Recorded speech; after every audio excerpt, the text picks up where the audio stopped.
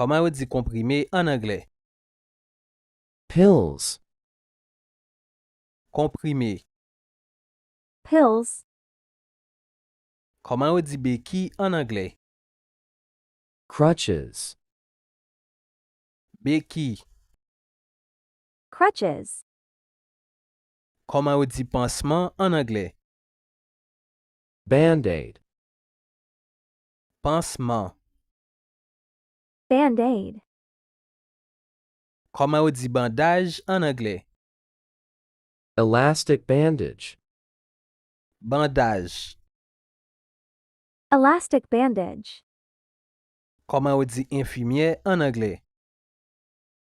nurse, Infirmière. nurse, Comment on dit pommade en anglais? ointment, Pommade. ointment, Comment on dit thermomètre en anglais?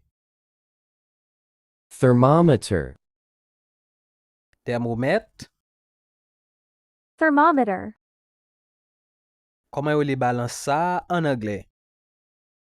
weighing scale, weighing scale, Comment on les gants ça en anglais? surgical gloves, surgical gloves, Comment on dit l'hôpital en anglais? hospital, L'hôpital. hospital, Comment on dit ambulance en anglais? ambulance, Ambulance. ambulance, Comment on dit patient en anglais? patient, Patient. patient, Comment on dit sirop en anglais? syrup, Sirop. syrup, Comment on dit traitement en anglais? treatment, Traitement. treatment, Comment on dit maladie en anglais? disease, Maladie.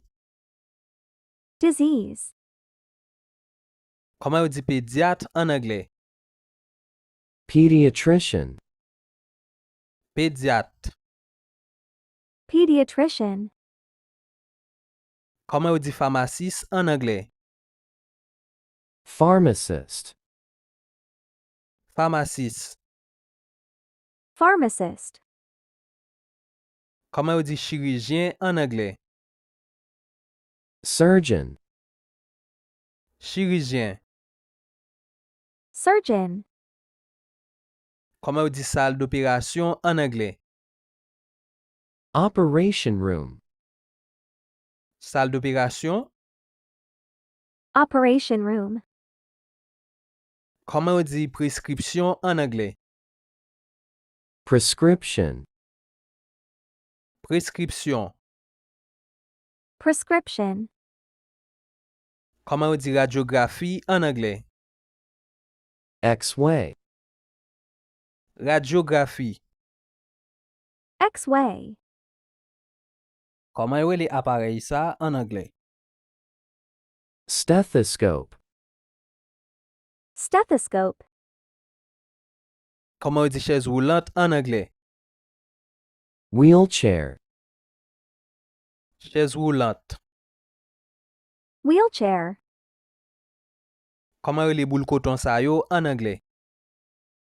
cotton ball, cotton ball, Comment on les sec en anglais? Ça yo qu'on mette dans dan moun nan. braces, braces, Comment on dit alcool en anglais? alcohol, alcohol, Comment on les bagay ça en anglais? walker, walker, Comment on les bagay ça en anglais? first aid kit, first aid kit, Koman yo rele bagay sa an anglè? Stretcher. Stretcher. Mas chirurgical lan, koman yo rele an anglè? Surgical mask. Surgical mask. Koman yo di sering an anglè? Syringe. Sering. Syringe. Koman yo di an anglè? Mikroskop. Microscope. Microscope. Koman yo rele mas sa an anglè? Face mask. Face mask. Bagay sa, koman yo rele an anglè? Blood bag. Blood bag. Komprime plat sa, koman yo rele an anglè?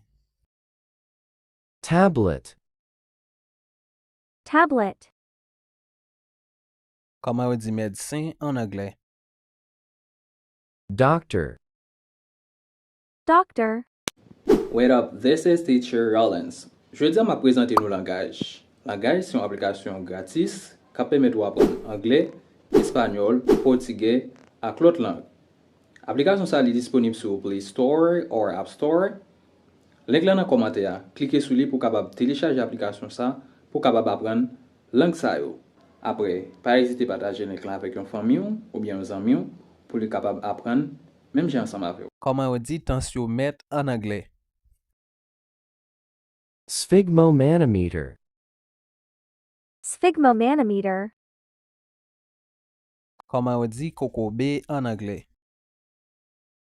Disability. Disability. Koman yo rele baton sa an anglè? Cane. Cane. Koman yo di linet sa ou an anglè? Sitou linet ve yo. Glasses. Glasses. Koman yo rele ti materyèl test gosses la an anglè? Pregnancy test kit. Pregnancy test kit. Rad sa, koman yo rele an anglè?